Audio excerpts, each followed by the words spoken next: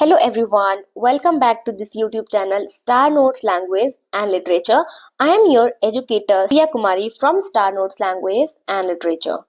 So, in this video, we are going to cover one revolt which is known as Cats Revolt. अच्छा, ये cats revolt क्यों पढ़ रहे हैं? क्योंकि मैंने आपको प्रीवियस वीडियो में पढ़ा रखा है एडवर्ड सिक्स के बारे में और मैरी फर्स्ट का शासनकाल। उन्हीं लोग एडवर्ड सिक्स के ही शासनकाल में हुआ था कैट्स रिवॉल्ट, इसलिए इस रिवॉल्ट को जानना जरूरी होता है आगे की हिस्ट्री को पढ़ने से पहले। तो आइए अब हम लोग डिटेल में अच्छे से पढ़ते हैं। तो कैट्स रिवॉल्ट कब होता है? 1549 में होता है। कब होता है? 1549 में होता है। कहाँ पर होता है? तो इवेंट का क्या नाम है? तो इवेंट का नाम है कैट्स रिविलियन। कब हुआ ये? तो ये होता है 1549 में मिड टूडर पीरियड में, जब मिड टूडर पीरियड चल रहा था ये तब होता है। क्षेत्र कौन से क्षेत्र में होता है ये? तो किंग एडवर्ड का रेन में हुआ था, किंग एडवर्ड के सेकंड शासनकाल में हुआ था, जिनको बॉय किंग कहा जाता है। अब क्यों कहा जाता है ये मैंने पिछले वीडियो में पढ़ा रखा है, प्लीज उसको देखिएगा। लीडर कौन है? Robert Kett, a wealthy tanner और योमैन। एक अमीर जमींदार टाइप का व्यक्ति होता है, उन्हीं के शासनकाल में ये कैट रिवॉल्ट जो है, उन्हीं के लीडरशिप में ये कैट रिवॉल्ट होता है, जिसका नाम रहता है रॉबर्ट कैट। क्या नाम रहता है? Robert cat. इसका लोकेशन कहाँ था? तो नॉरफॉल्क में था, हाउसहोल्ड हैथ में था। ठीक है, अब देखिए इसका निकनेम क्या था? तो often called the moral economy of crowd by historians. Historian के द्वारा इसको moral economy of the crowd भी कहा जाता है। ठीक है, आइए थोड़ा और अच्छे से समझते हैं, हिस्टोरिकल बैकग्राउंड को देखते हैं। तो आइए हिस्टोरिकल बैकग्राउंड को समझते हैं कि कैसा रहा हिस्टोरिकल बैकग्राउंड। तो हिस्टोरिकल बैकग्राउंड को कवर करेंगे। कब की बात है? बात है 16th सेंचुरी की। किसकी बात है? 16th सेंचुरी की। किसकी बात है? 16th सेंचुरी की। 16th century England was primarily an agrarian society. 16th century में इंग्लैंड जो था वो क्या था? अग्रेरियन सोसाइटी था। क्या था? अग्रेरियन सोसाइटी था। अब ये आप सोच रहे होंगे कि अग्रेरियन सोसाइटी का क्या मतलब है? तो इसको आप बोल सकते हो किसानों का समाज, मतलब किसान लोग ज्यादा हुआ करते थे। The majority of population dependent on cultivation and common land for survival. बहुत सारे लोग जो थे वो कल्टीवेशन, खेती बाड़ी पर निर्भर करते थे और उनके पास एक कॉमन लैंड थी, किसी की प्राइवेट लैंड नहीं, कॉमन लैंड थी, जहां पर वो लोग अपने गाय चरा सकते थे या अपना कुछ भी काम कर सकते थे। तो वहां पे कॉमन लैंड के थ्रू इन लोग का सर्वाइवल हो रहा था।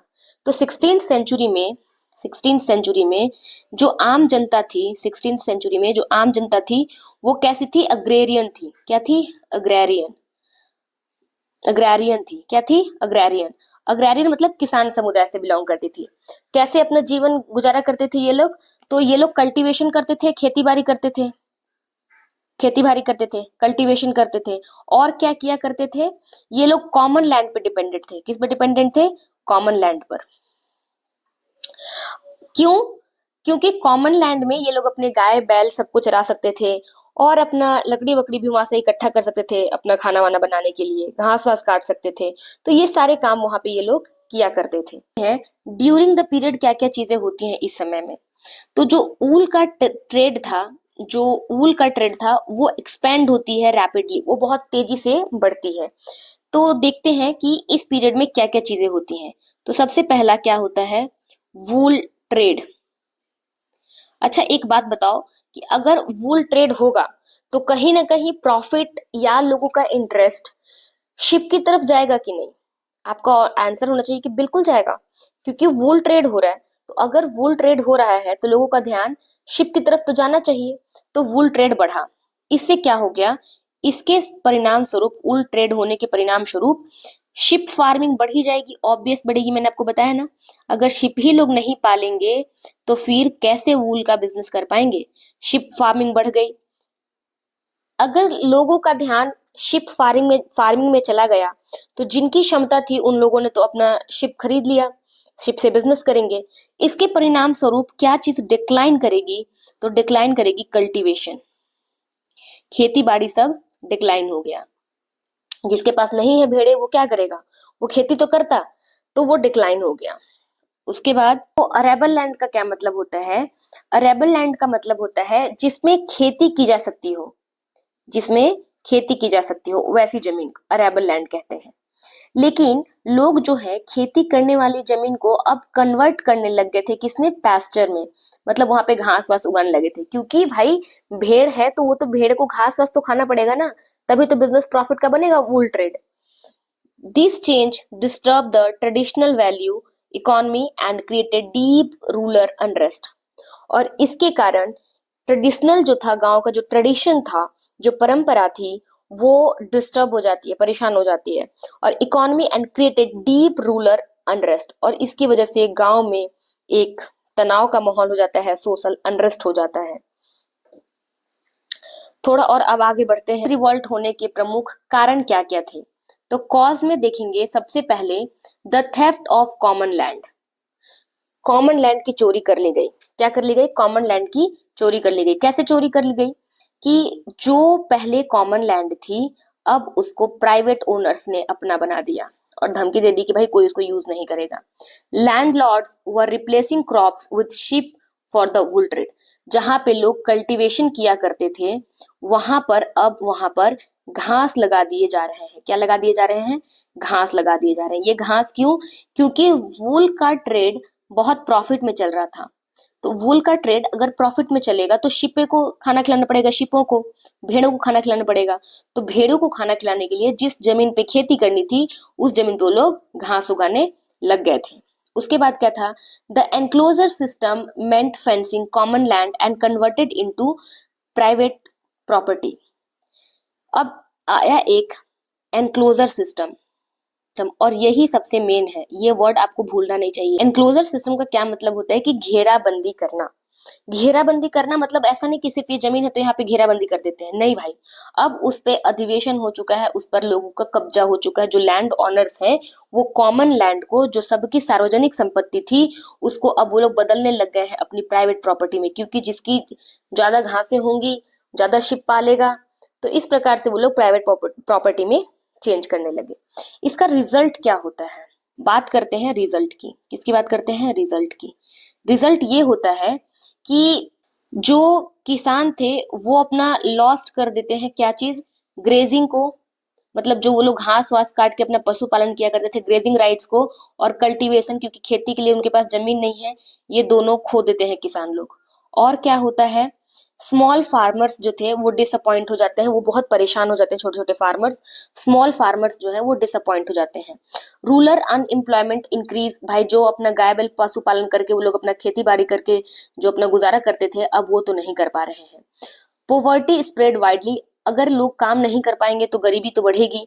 एनक्लोजर, ये जो जमीन का घेराबंदी था या जमीन का जो कब्जा था, become the main cause of agrarian distress, और यही कारण है कि यहाँ से किसान बहुत परेशान हो गए, स्पेशली इन कंट्रीज लाइक नॉर्फॉल्क, और खास करके जो नॉर्फॉल्क कंट्री के लोग थे वहां पर।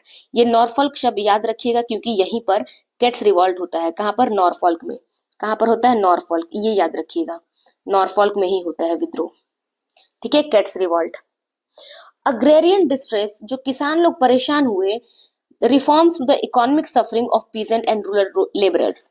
तो ये क्यों हुए, परेशान होते हैं, क्योंकि बहुत जो रूरल लेबरर्स थे, जो गांव वाले मजदूर थे और जो किसान थे, वो बहुत परेशान हो रहे थे। क्यों, एनक्लोजर सिस्टम की वजह से। भाई अगर किसान उगाएगा नहीं तो खाएगा क्या, उसके पास तो कोई और बिजनेस का उपाय नहीं जानता है वो। ठीक है, अब इसका परिणाम क्या हुआ, एनक्लोजर का क्या परिणाम हुआ, loss of land due to enclosure, जमीन खो दिए लोगों ने, अपना एनक्लोजर जमीन खो दिया क्योंकि एनक्लोजर हो चुका है लैंड का। राइजिंग रेंट, क्योंकि अब प्राइवेट कंपनीज का हो गया है सब कुछ, प्राइवेट लोगों का हो गया है सब कुछ, मतलब कंपनी नहीं स्टेब्लिश हुई थी पर प्राइवेट लोगों ने ही जमीन को कब्जा कर लिया, तो अब उस जमीन पर खेती करने के वो पैसे मांग रहे हैं, घास काट के लेके जाने के पैसे मांग रहे हैं, तो राइजिंग रेंट, मतलब रेंट बहुत बढ़ता चला गया। हाई फूड प्राइजेस, खाने का सामान का कीमत महंगा हो गया।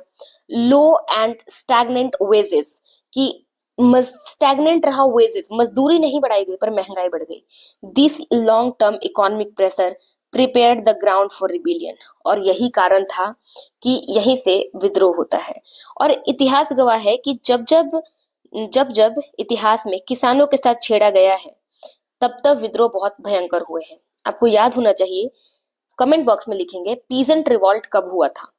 पीजेंट रिवॉल्ट, ये वाला पीजेंट रिवॉल्ट नहीं, एक इससे पहले पीजेंट रिवॉल्ट हुआ था, वो पीजेंट रिवॉल्ट आप मुझे बताएंगे। इन्फ्लेशन बढ़ गया, महंगाई बढ़ती चली गई, और इसमें लोगों में एकदम से हेट्रेड उत्पन्न हो गया। Political condition under Edward six, क्योंकि ये सारी घटनाएं एडवर्ड सिक्स के शासनकाल में हो रही हैं, तो एडवर्ड सिक्स की पॉलिटिकल कंडीशन क्या थी इसको भी हम लोग को समझना जरूरी हो जाता है। एडवर्ड जो है वो 9 साल की उम्र में ही किंग बन गए थे, 9 इयर्स के थे तभी किंग बन गए थे। Real power laid in the hands of, लेकिन ये तो सिर्फ नाम के थे, रियल जो उस समय राजा थे वो तो थे Duke of Somerset, Duke of Somerset, ये उनके मामा थे, किसके, एडवर्ड सिक्स के। तो ये उस समय असली शासन को चला रहे थे, कहने के लिए ये प्रोटेक्टर थे एडवर्ड सिक्स के, और यही शासन को सही तरीके से चला रहे थे, मतलब देख रेख कर रहे थे। जब ये रिवॉल्ट होता है, कैट्स रिवॉल्ट, तो इनको ड्यूक ऑफ सॉमरसेट को हटा दिया जाता है, क्योंकि इस रिवॉल्ट को ये कंट्रोल नहीं कर पाते हैं। इनके हटने के बाद बनते हैं ड्यूक ऑफ नॉर्थम्बरलैंड, प्रोटेक्टर बनते हैं। इसके बाद the government publicly criticised enclosure, लोगों ने क्या करा कि जो घेराबंदी हुआ है जमीन का उसको क्रिटिसाइज करा, और privately protected landlords. This contradiction weekend authority and encouraged popular revolts, और ऐसा करने की वजह से ही जो लोगों का विद्रोह करने का जो था वो और ज्यादा मन कर जाता है, मतलब मन करता है, एनकरेज हो जाते हैं कि नहीं भाई अब हमारा कोई नहीं सुन रहा है, तो अब हम लोग को विद्रोह करना ही पड़ेगा। अब देखते हैं रॉबर्ट कैट और the tree of reformation. Robert Kett, ये वही रॉबर्ट केट है जिनके नाम पर इसकी शुरुआत की गई है, किसकी, इस रिवॉल्ट की। रॉबर्ट कैट ही वो व्यक्ति है, रॉबर्ट कैट, इन्हीं के नाम पे शुरुआत की गई है। Robert Kett the tree of reformation. Leadership कौन करते, Robert Kett. Robert Kett was the wealthy yeoman farmer, तो ऐसा नहीं है कि ये गरीब थे इसलिए ये साथ दे रहे थे। शुरू में तो इन्होंने भी जमीन का एनक्लोजर किया था, अपनी जमीन पे फेंसिंग करी और उसको प्राइवेट जमीन बना के कब्जा भी किया था शुरू में, लेकिन जब जनता इनके पास पहुंचती है उस फेंसिंग को तोड़ने के लिए तो ये उसको तोड़ देते हैं, और ये किसानों के साथ ही रिवॉल्ट में शामिल हो जाते हैं, और वहां से ये हेड बन जाते हैं। आई बात समझ, ठीक है। तो ये कहानी है रॉबर्ट कैट की। इंपॉर्टेंट पॉइंट्स देखते हैं। He himself had enclosed land, मैंने बताया ना कि इन्होंने भी जमीन का अधिग्रहण किया था, लेकिन बाद में इन्होंने तोड़ दिया था। आफ्टर पॉपुलर प्रोटेस्ट, जब प्रोटेस्ट हुआ था तो इन्होंने अपना फेंस को तोड़ दिया। He accepted leadership of the rebels, और फेंस तोड़ने के बाद ये रिबेल्स के साथ, विद्रोहियों के साथ उनके नेता बन गए। The act give revolt moral legitimacy and wide public support, इस विद्रोह को बहुत सारा पब्लिक सपोर्ट मिला। हाउस होल्ड हैथ कैंप क्या है, तो the rebels set up a camp at house hold near Norwich, तो नॉर्विच में एक जगह है, नॉर्विच में एक जगह है जिसका नाम है हाउस, अरे सॉरी हाउस कह रही, माउस होल्ड, ठीक है। तो माउस होल्ड में इन्होंने अपना, मतलब सारे किसान लोगों ने, किसान रिबिलियंस जितने भी थे उन लोगों ने एक कैंप लगाया अपना माउस होल्ड हैथ कैंप में, ठीक है। फीचर्स क्या था इस कैंप के, वहां पे एकदम स्ट्रिक्ट डिसिप्लिन रहेगा, कोई अपनी मर्जी से कुछ नहीं कर सकता, डिसिप्लिन से होगा। नो लूटिंग और डिसऑर्डर, कि वहां कोई भी लूटपाट नहीं होना चाहिए, कोई डिसऑर्डर नहीं रहना चाहिए। एंड इनफॉर्मल जस्टिस सिस्टम, वहां पे भले ही कोई सरकार का सिस्टम नहीं था जस्टिस करने का, लेकिन वहां पे फिर भी जस्टिस हो रहे थे, तो इनफॉर्मल वे में जस्टिस का सिस्टम भी बना हुआ था। ऑर्गेनाइज्ड लीडरशिप था, क्योंकि रॉबर्ट कैट वहां पे एकदम ऑर्गेनाइज तरीके से सिस्टम को चला रहे थे, शासन को चला रहे थे। एक्चुअली में वो कोई नेता नहीं थे, है ना, पर मेन इन्हीं के नाम पे, रॉबर्ट कैट के नाम पर ही ये चल रहा था revolt. This proves that Kett revolt was not mob uprising, तो ऐसा नहीं कह सकते कि एक किसान ने बिना सूझबूझ के बस एक भीड़ इकट्ठा करी और इन लोगों ने विद्रोह कर दिया ऐसे चारों तरफ से, नहीं, ऐसा नहीं है। But a well organise social protest, ये एक सोशल प्रोटेस्ट था जो कि वेल ऑर्गेनाइज था, कहीं पे रह के सिस्टम के साथ कैसे बिहेव करना है उसके साथ प्रॉपर तरीके से ये चीज की जा रही थी। The oak of reformation, it was the literal tree where Kett, तो ओक ट्री के नीचे ही हमारे जो कैट है वो वहीं से अपना शासन चलाया करते थे। जब भी कोई मीटिंग होती थी तो उसी पेड़ के नीचे बैठ करके वो सारे मीटिंग्स को सुनते थे, सारी शिकायतों को सुनते थे, और कोई भी समस्या होती थी तो उसका निदान वो ओक ट्री के नीचे ही करते थे। इसीलिए हेडिंग है द ओक ऑफ रिफॉर्मेशन, कि वो जो पेड़ था उसी का नाम रख दिया the oak of reformation. Trials for corrupt landlords, और वहीं पर ये लोग सारे कैसे कैसे क्या करना है, करप्ट लैंडलॉर्ड्स के साथ क्या करना है, कैसे करना है, प्लानिंग बनाते हैं वहां पर। मेंटेन्ड स्ट्रिक्ट डिसिप्लिन, मैंने बताया कि ये लोग स्ट्रिक्ट डिसिप्लिन वहां पे मेंटेन करते थे। कंडक्टेड प्रोटेस्टेंट रिलीजियस सर्विसेज, और वहां पे ये प्रोटेस्टेंट रिलीजियस सर्विसेज दिया करते थे, कंडक्ट किया करते थे। सिग्निफिकेंस क्या है, इसका महत्व क्या है? It show that peasants could govern themselves better than local gentry, कि इन लोग इससे ये साबित कर देते हैं कि हम लोग सरकार से अच्छा यहीं बैठे बैठे शासन चला सकते हैं। अच्छा, इन लोगों ने जब अपने रिवॉल्ट करने का सोचा तो इन्होंने सरकार से 29 आर्टिकल्स की डिमांड की। किसकी? 29 आर्टिकल्स की। इसको प्लीज याद रखिएगा। कितने आर्टिकल्स की डिमांड की? तो 29 आर्टिकल्स की। कितने आर्टिकल्स की? 29 आर्टिकल्स की। The rebels presented 29 demands known as the Article of the Camp। तो अगर कैट का आपसे आर्टिकल पूछा जाएगा तो आप कितने बताएंगे? 29 आर्टिकल्स। 29 आर्टिकल्स का मतलब इन लोग का डिमांड 29 था। पहला डिमांड क्या था? मेजर डिमांड इंक्लूड करता है रिमूवल ऑफ इलीगल एनक्लोजर, कि जो भी अवैध तरीके से कब्जा हुआ है जमीन पे उसको रिमूव कर दिया जाए। रिडक्शंस ऑफ रेंट, जो रेंट बढ़ा दिया गया है जमीनों का उसको कम कर दिया जाए। रेस्टोरेशन ऑफ कॉमन लैंड, वापस से जो लैंड लोगों ने कब्जा कर लिया है उसको रेस्टोरेशन बनाया जाए, फिर से उसको सबके लिए बना दिया जाए, कॉमन लैंड बना दिया जाए। पनिशमेंट ऑफ करप्ट ऑफिशियल्स, और जो भी ऑफिशियल्स, जो भी ऑफिसर्स करप्ट है उसको पनिशमेंट दिया जाए। फेयर एडमिनिस्ट्रेशन ऑफ जस्टिस, एक ऐसी फेयर एडमिनिस्ट्रेशन हो जहां पे जस्टिस सबके लिए बराबर हो।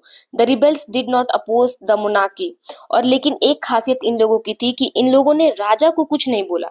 दे अपोज लोकल एक्सप्लॉयटेशन, इनका बस ये था कि हम लोग को इकोनॉमिक इनजस्टिस जो है उससे हमको जस्टिस चाहिए, और लोकल जो एक्सप्लॉयटेशन है उससे इन लोग को बचाव चाहिए।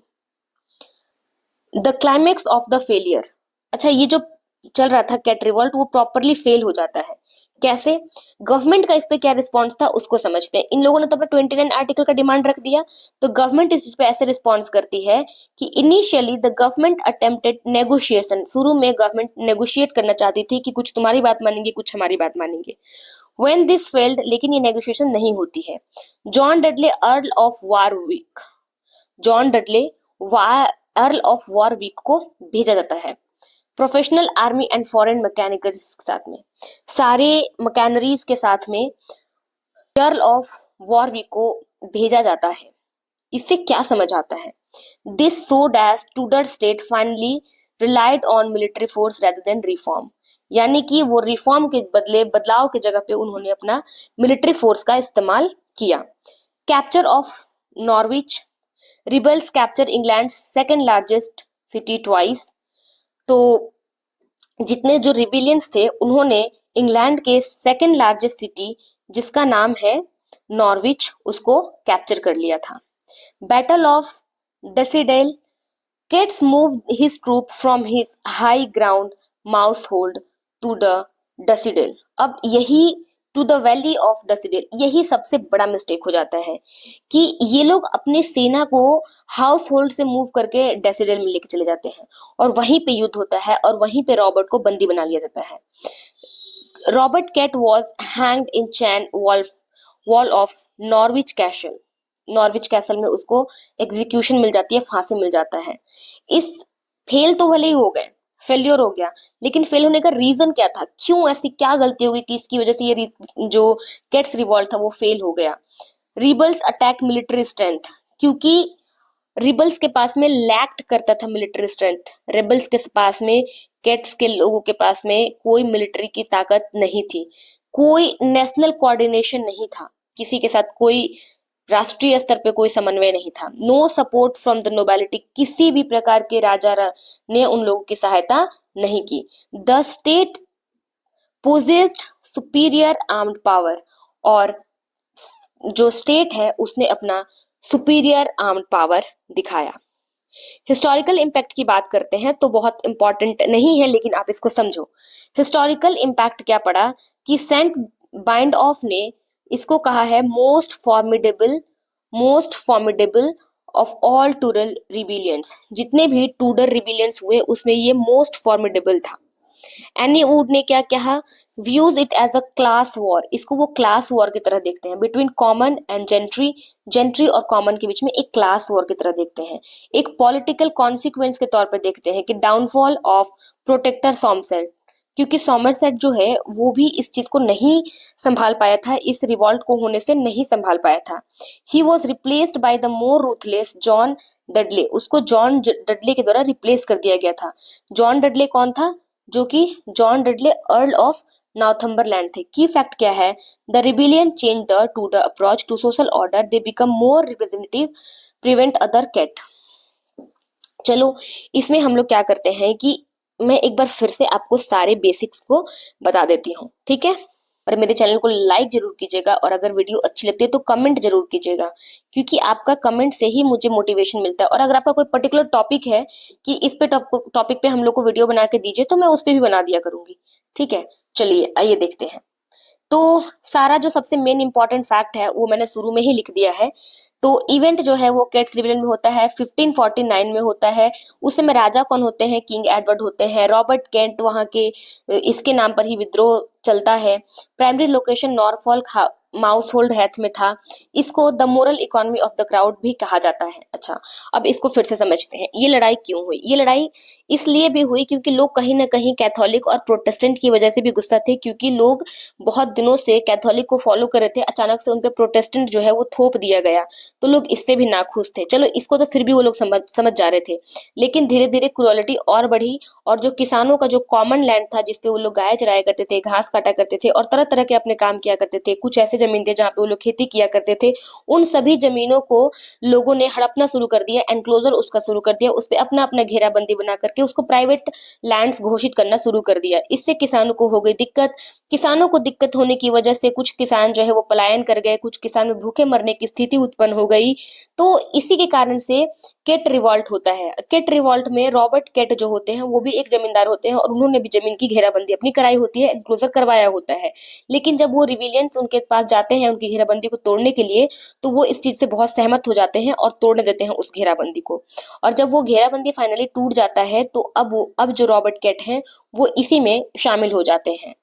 और इसके बाद फिर ये लोग प्लान करते हैं, कहाँ पे जाते हैं, माउस होल्ड हैथ में जाते हैं, और वहां पे अपनी पूरी किसानों को ले जा करके प्लानिंग प्लॉटिंग करते हैं कि कैसे कैसे हम लोग को विद्रोह करना है, कैसे कैसे रिवोल्ट करना है, कैसे कैसे चीजों को करना है, उसका प्लान करते थे। भले ही वहां कोई सेंट्रल अथॉरिटी नहीं थी जो इन लोगों का लॉ एंड ऑर्डर को देखती, लेकिन ये लोग अपने ही स्तर पर लॉ एंड ऑर्डर को मेंटेन किए हुए थे। तो ओवरऑल इसमें जो ड्यूक ऑफ सॉमरसेट होते हैं वो केट्स रिवॉल्ट को रोकने में अनसक्सेसफुल हो जाते हैं, और उनके अनसक्सेसफुल होने के परिणाम स्वरूप ये वो अपने सत्ता को छोड़ना पड़ जाता है, और अब प्रोटेक्टर के तौर पे आते हैं ड्यूक ऑफ नॉर्थम्बरलैंड। तो ये था केट्स रिवॉल्ट, जो कि हिस्ट्री ऑफ इंग्लिश लिटरेचर में पूछा जाता है। तो केट्स रिवॉल्ट के बारे में आपको याद रखना है कि ये किसके समय में हुआ था, और टूडर डायनेस्टी में हुआ था या कब हुआ था, ठीक है। एक केट्स रिवॉल्ट के टाइम पर ही एक और रिवॉल्ट हुआ था, केंट रिवॉल्ट। केंट रिवॉल्ट के लिए मैं अलग वीडियो बना दूंगी कि केंट रिवॉल्ट क्या था। Thank you very much for watching this video.